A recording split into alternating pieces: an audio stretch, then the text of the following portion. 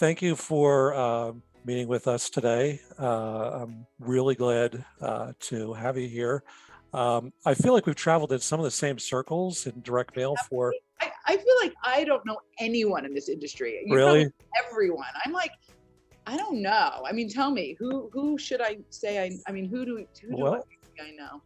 I don't know. I mean, I don't even know where to start, but it's funny because my job for many years was running who's mailing what. And I would see like a lot of Postcard Mania's mail come in.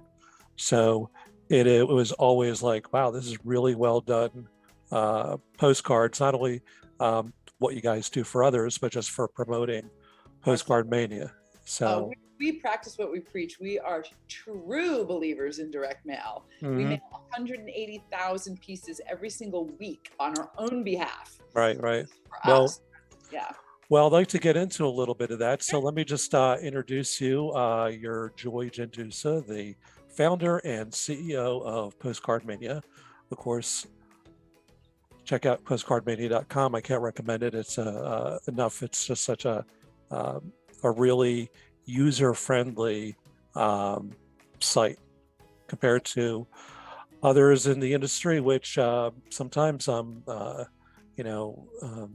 little less than enthusiastic about them sometimes. But I appreciate that. Thank you.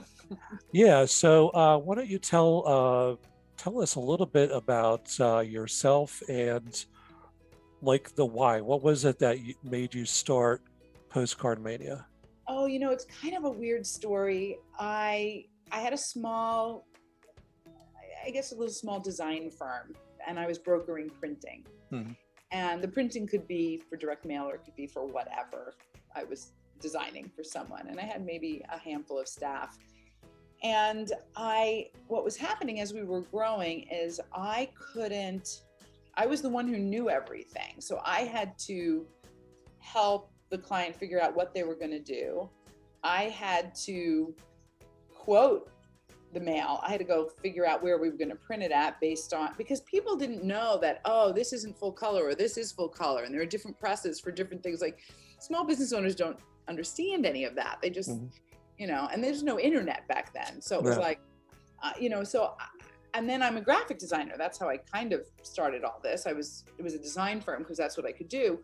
But then it became too hard for me. And I kept thinking there's some way I can do this where I could scale it. And I couldn't hire anybody. I couldn't afford anybody that was already knowledgeable. Right. So I said, there's some way I can break this down and scale it. And what happened is while I was trying to figure that out, I was promoted to buy a postcard company that really only did things for the trade. And I was promoted, 5,000 postcards for $425. And I was like, what are these people do? How? This Right, is right. back in 1998, this is, how are you doing this for $425? I said, well, I'm going to promote my little design firm. So I ordered 5,000 postcards from them. Of course, I did the design. I put it on a CD. I stuck it in a FedEx envelope. I overnighted it to them, and then they overnighted me back a proof. And on this proof, they had added their 800 number in 5-point type. Right. And I called them up and I was like, I don't want I sell printing. I don't want your phone number on my postcard. And they said, well, that will be $50. We'll happily remove it for $50. Huh. And I said, may I speak to your supervisor? Because I wasn't planning on paying $50. And I explained to the supervisor and they said, well, it was the small print. Clearly you didn't read the small print, young lady, whatever. Shame on you. Yeah. Right. So I said, well, I don't think it's right, blah, blah, blah. They said, well, okay, we'll take it off. We won't charge you this time, but next time you'll have to pay. And that just fueled me. And I walked outside and I said to my 3 or 4 staff, I said, we're starting a postcard company and we're going to call it Postcard Mania, and we're not going to charge anybody to not have our phone number on their direct mail. Literally, that's how it started. Wow. Wow. That's really awesome. And of course, now you have a few hundred employees, I guess, right? 315. 315. Mm-hmm. Yeah. That's pretty amazing. Now, like over the years, we know like marketing, the economy in general, direct mail has had like a lot of ups and downs. And what kind of like challenges have you had to deal with? Like a big challenge, besides maybe some of the normal. Okay. Um, You know, probably the first big challenge that I faced was that all these large commercial printers decided we're going to be a we're going to be a postcard company too. But they mhm, already had giant presses. They already were printing in house. They could undercut my price so easily. And so they were commoditizing my product. I brought direct mail, full color direct mail postcards to the end user, to small business owners. And they just went, oh, the internet showed up and they were like, we'll just copy her, right. but we print in house. So it became a commodity. That was the first big change that I had to make and the big challenge. And that was when we decided to hire a results manager and catalog the results of all the campaigns.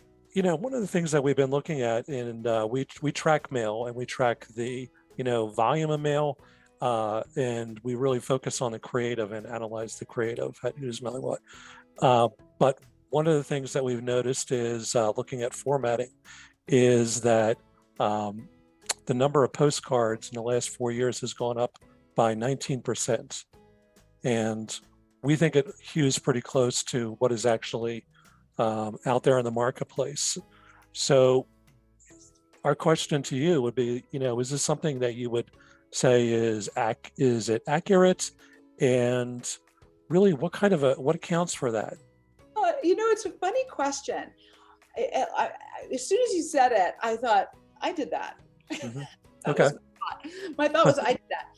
In 2020, when every marketing company cut their budget, we didn't cut one penny from our budget. We did not cut one penny. We ended the year 10% up, and we had a good 5-6 weeks, 40% down. Right. So, and that was a point where I had to make a decision, and I told accounting, do not pay anything except payroll and marketing, and that's it. And everything else can wait.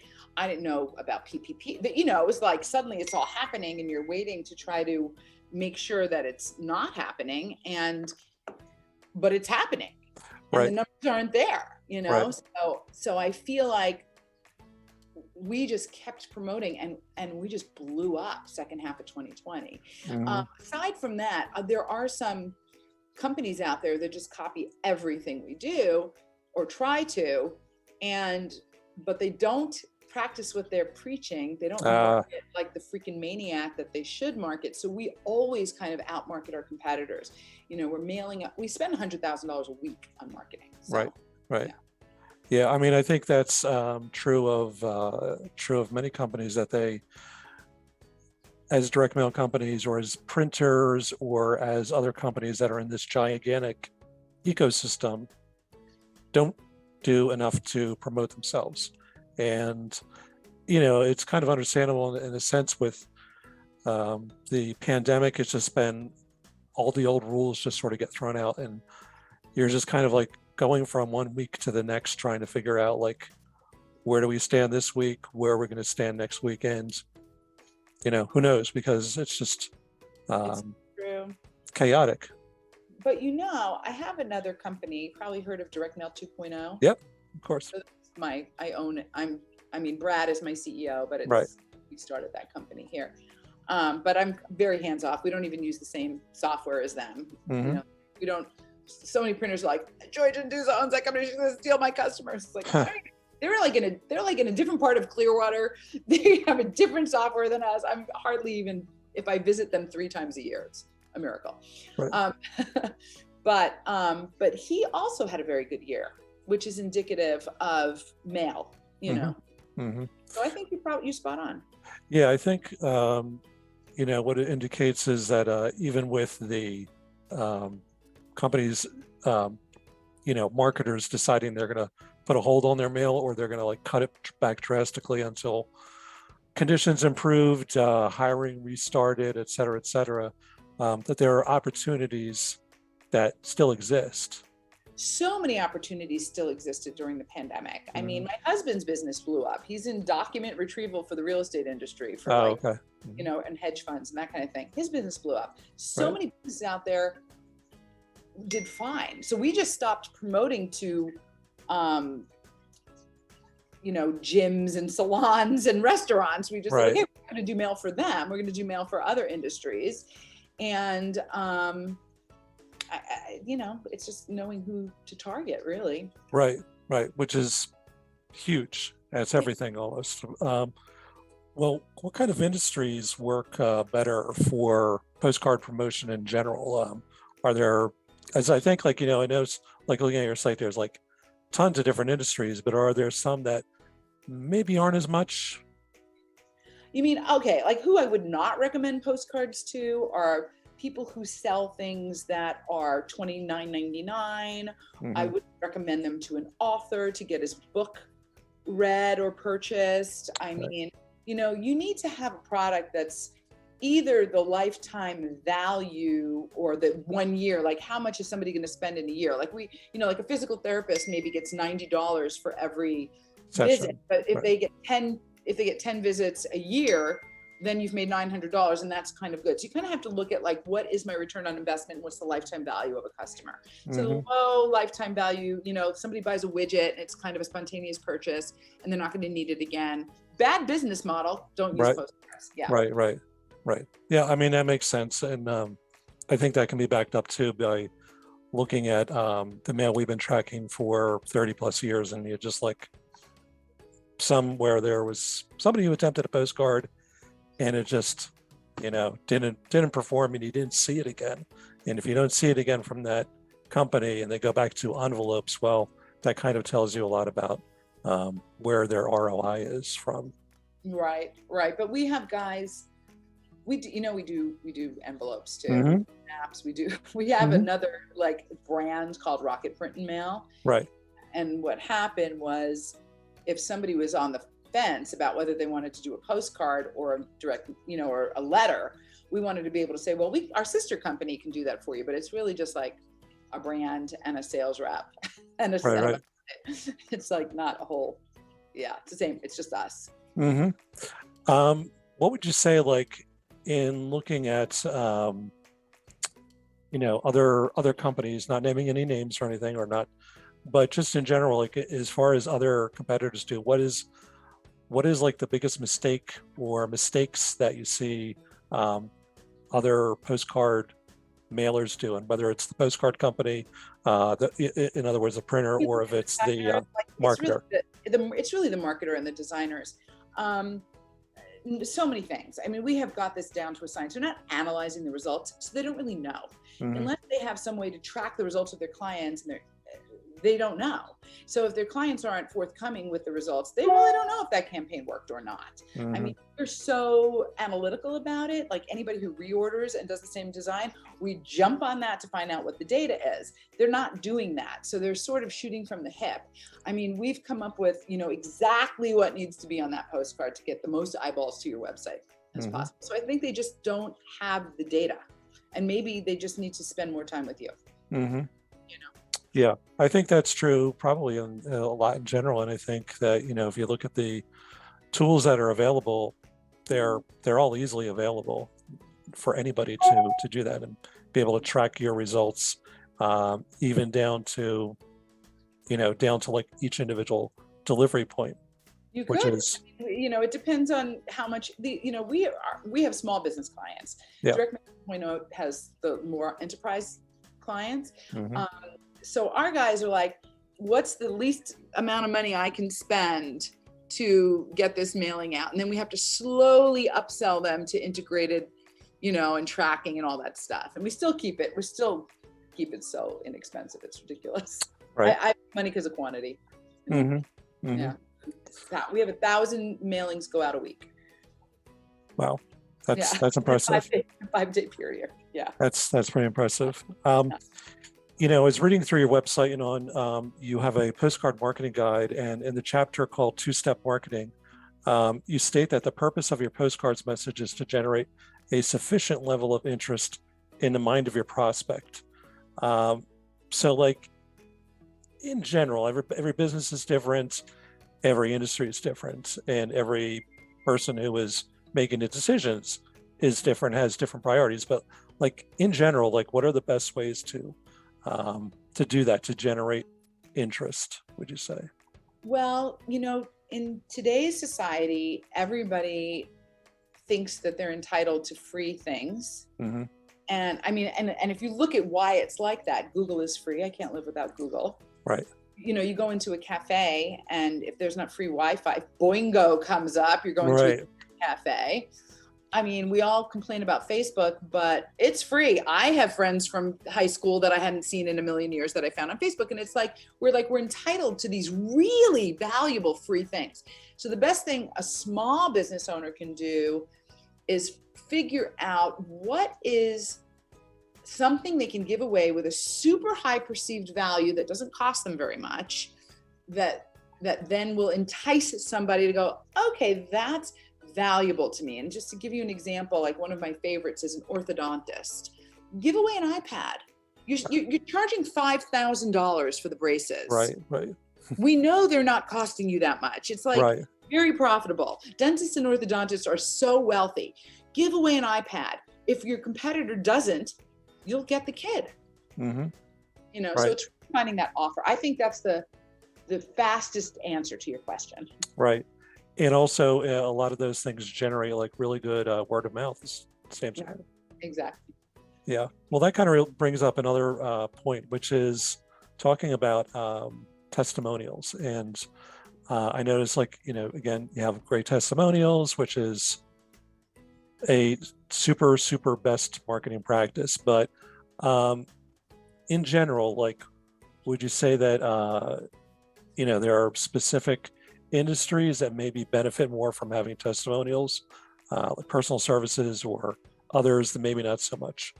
No, I think that if you can get third-party endorsement from anyone, from any industry, I cannot think of any industry where it would not be beneficial to the marketer to have somebody else, especially with ratings and reviews. If you're in a B2B, you don't, sometimes it's harder to get ratings and reviews. We figured it out, we're B2B. We have over 900 Google reviews and a 4.7 star rating, which took us a long time to figure out how to pull that off. But it's beneficial because people are looking for that before making a buying decision. So I you know, unless you cannot be found, even if you cannot be found, that's a problem, you know. So you should put a testimonial or a rate or a review on your direct mail piece. Right. And I would say, like, just, you know, to add to that, I mean, there are so many places to have that, you know, Google reviews and Yelp and people's comments on your website. And if you have a website, especially a small business, and you have a space for people to make comments, ask questions, you can always just go through them and just say, hey, I saw your comment. Do you mind if we publish it on the site? You know, something like that. Exactly. Comment cards on your counter. Exactly. Can we publish it on the site? You know, we use Podium. Are you familiar with that? And we just started. I just asked my VP, who is over this area. I just said, why aren't we doing this for Rocket? Like we do for PostcardMania, but the Rocket reviews are like, there's hardly any. And she found one. Let me think it was so much cheaper. Podium's like $300 a month. And the one she found is $99. It's called Gather Up. It's only $99 a month. And I said, do we want to switch to Podium for PostcardMania? She goes, no, I'm not ready to switch yet. So I don't know what the differences are. She's still kind of feeling it out. But basically, you know how it works? Your customer service person, just for the listeners, your customer service person, if they get somebody on the phone who says to them or emails them or texts them, oh goodness, you did such a wonderful job for me. I love you, whatever. You can say to them, listen, I'm going to send you a link. And if you could say that about me, that would go a long way with my boss. And then they want to help you. And that's kind of how we rolled it out. Yeah. Wow. That's pretty cool. I mean, and that getting other people to do your marketing for you, in a sense, it's just like gravy, right? It's extra, but it doesn't really cost you anything. And all you have to do is think it out a little bit ahead of time and then spend 2 minutes. Right. Yeah. Right. You definitely have to put a system in place. I mean, it's one thing to have the good idea, and then it's another thing to get your staff engaged in doing it. I mean, we have rolled out games We play games. We announce at staff meeting every single week how many 5-star reviews we got that week and which staff members are responsible for that. So you definitely have to put a system in place to get your staff to do it, or do it yourself, especially if it's yourself, because you, as the business owner, you're wearing so many hats, too many hats, it's hard to. And the next thing you know, it's Friday and you're like, I'm exhausted from the week and everything else going on.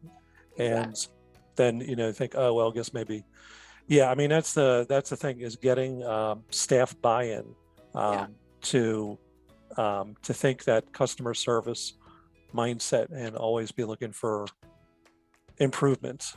Yeah. We have all of our customer facing personnel read the book Delivering Happiness. Are you familiar with that book? Mhm. And we even developed a little course that they can do so that we can make sure they can apply it and how they can apply it to their jobs here.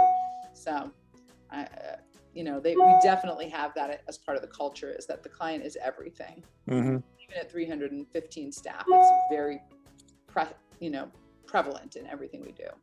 Right. Let's talk about like how companies are, how marketers are reaching out to people. It used to be that for small businesses that were mailing to prospects that, it was like, here's where we are, here's our phone number. Yeah. And today, we know that that's still obviously true for brick and mortar, but for a lot of, .coms and startups, their mindset is not necessarily like a phone number or some other common point of contact, but it's a website, it's a Pearl, a QR code. Can you talk a little bit about, what you see there? Yes, I'll say a couple things about that. Even if you're a brick and mortar, even if you need your phone to ring, which I do, all of our sales are consultative, they're still going to your website first. So you have to have the call to action of driving them to the site. The beautiful thing about QR codes is the trackability of them, because if somebody gets to your site via a QR code, you can find out who that individual is. Not on static mail. On static mail, no, it's one QR code for everybody, Right. Unless it's Pearl. But pearls I'm not a huge fan of pearls. I personally, because then they're just going to go to your regular site because they know it's a pearl and it's like weird.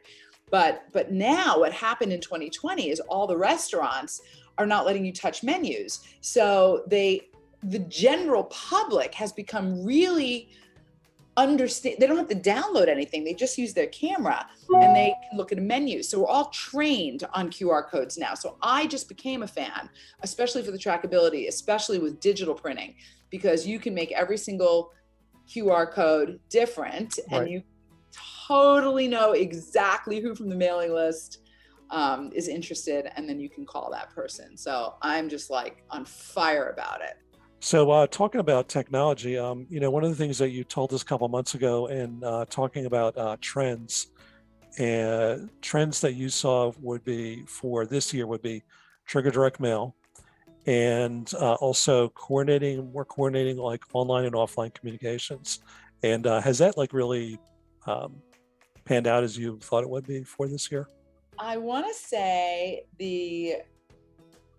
so trigger direct mail is coming. It's not just imagine this. You're a financial advisor and you're using Salesforce and you are doing your dials, you're calling up your prospects. And if you could, people that you've spoken to or somehow gotten to your funnel, and you could click a button from Salesforce and deploy and type in,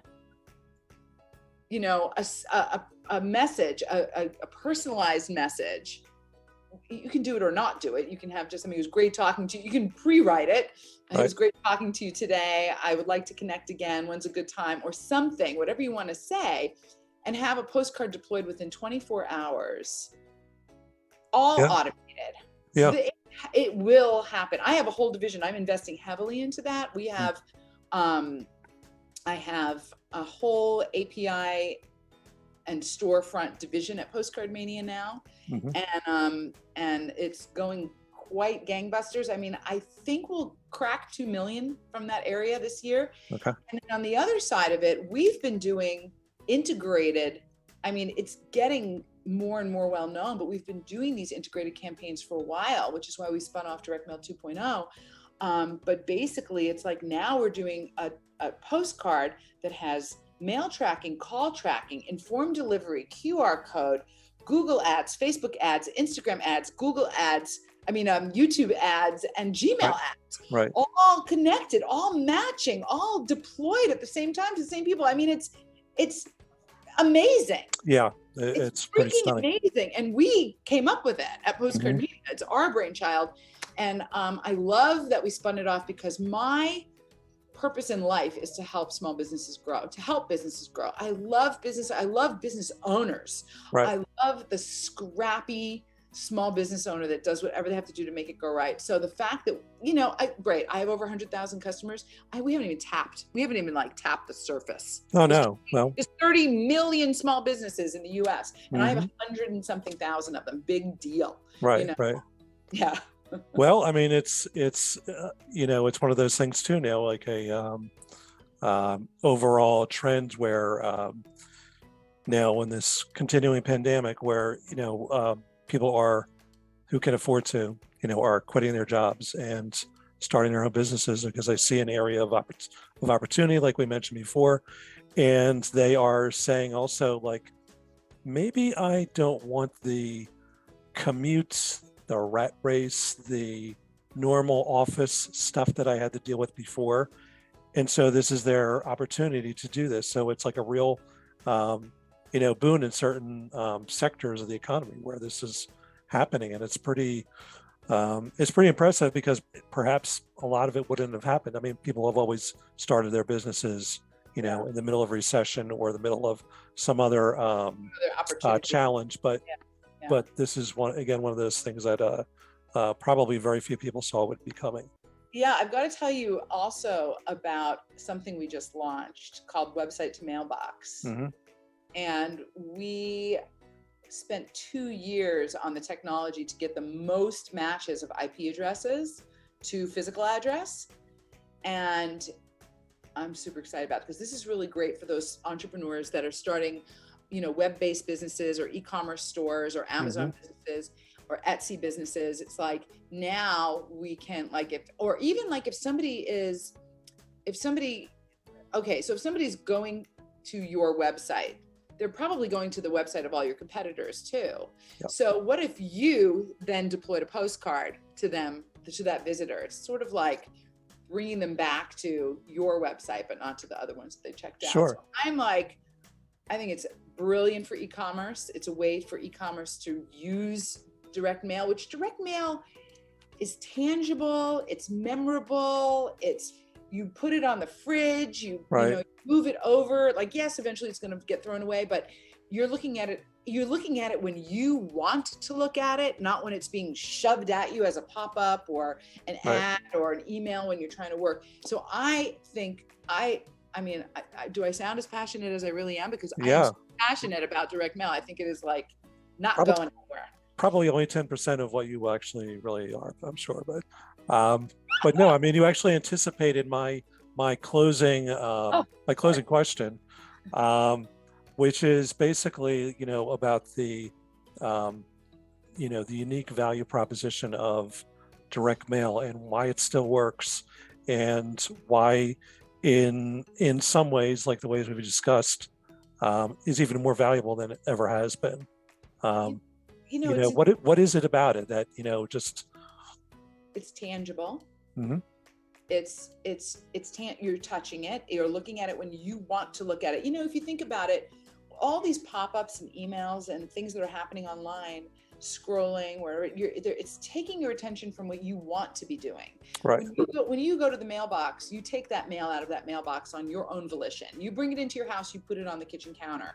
When you decide to go through that mail and decide which pieces are going in the trash and which pieces are going in this later pile, you're making that decision at that moment, and nothing is interrupting you. So all of your attention is on that direct mail piece. It's like if you think about a person has 100% attention units to deploy at one given moment. If you have a bunch of kids, do you have kids? No. Okay, but if you had a bunch of kids running around, they take up a percentage of those attention units when you're trying to do something else, right? Right, But right. it's like if you're, but and that's how these pop-ups and all these other messages, there's so much noise. And it's like, so when you're looking at the mail and you have 100% or 90% if somebody's in the background, you have all these attention units to look at that mail piece. It's like that's value. Yeah, There's a lot of value there. right. And it's like if you had like I've come to say is that everything is on this, right?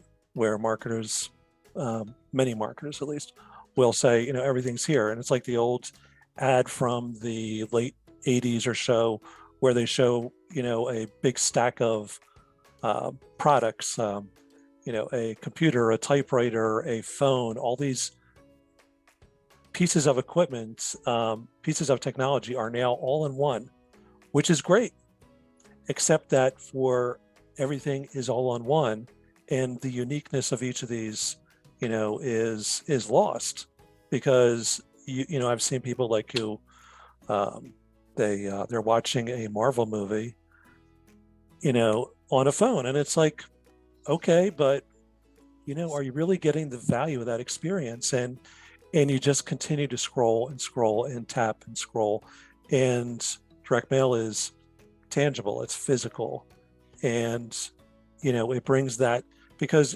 of all the studies, of course, about how different areas of your brain are activated by physical experience, and that's where the real value, I think. I want to say that I'm enjoying so thoroughly speaking with someone else who is as enamored Oh yeah. with direct mail as I am. Yeah, well, I mean, this is what I've been doing since 1998, See? and Okay. Well, I yeah, was since the I was same. actually doing it a little earlier, but not as PostcardMania. But yeah. Right, but I mean, this is the big difference, and I mean, I have the gadgets now, Right. but to me, it's like the great differentiator. And again, do you want to be like somebody who is a marketer who is only, another line in somebody's inbox, or do you want to be somebody who is in their inbox, in a pop-up? No Mhm. offense to pop-ups, but and other You need it all. digital. You do need it all, but Yeah, you need that tangible piece. It gives a credibility to the business too, because right, any scammer can come up with a website, photos, Instagram ads. I bought a dress once off of Instagram, and it was a piece of shite. right. It was so bad. It came from China. It took forever to arrive. It was this gorgeous, gorgeous website. Hmm. And I went, no, never again, and like, you wonder, why are these brands still doing catalogs? Why am I still getting a stack of catalogs? Because it's the credibility factor. Right, right. Yeah, it kind of like makes me think about the catalog brands that basically have said, well, it's too expensive to print a catalog, or it's so we're Sears and getting out of the Roebuck, business entirely. Sears and Roebuck, they're Yeah, gone. well, sure. And they Yeah, had the blueprint for doing everything that Amazon does, essentially. right, right. They had it, and they just They blew threw it it. threw it away. And but I think, to me, I think you're right. That is it is that um, physical feature of direct mail that makes that connection. And most people like me, I mean, I have people who, I mean, I get mail, we get mail, and I get people who send me their mail, and a lot of it is not much different from how it was 25 years ago, and it goes in the recycling bin because it doesn't do much. But that's, of course, my opinion of some of it. You know what I mean? Because some of it is like your opinion about it, about what something is, and the only thing that really matters is, does it work? I love you. You just sound like me with a different voice. Huh. It's so funny. I will go over, if you've really read my book, there's one in there about this client that we had a physical therapy management company, and I forget, it said, it was a yellow card and it said, we'll get you new patients out the wazoo. Mm-hmm. When they brought that to me, I went, oh God, terrible. This is Right. terrible. They use the exact same design. If it works, it works. Yeah, right. Well, that's like Denny Hatch, who founded Who's Mailing What back in 1984. That's like one of his key phrases. He says, like, you can't judge good direct mail or good marketing. It judges you. Yeah, that's smart. And the only thing that matters is not like the awards on a wall for this thing, or, well, this is a great campaign judged by a bunch of people. If customers buy it, it's great. It could look horrible, but did they make money from it? Did they make money from it? A lot of marketers are proven wrong by it, but I think you're doing some great work. And why don't you give your websites? PostcardMania.com, of course. Awesome. And there's a lot of great resources on there for marketers to look at. And again, thanks for talking with me, Joy. It was really a pleasure talking to you, and I love talking shop. I love it too. Talking shop is awesome. It's so much fun.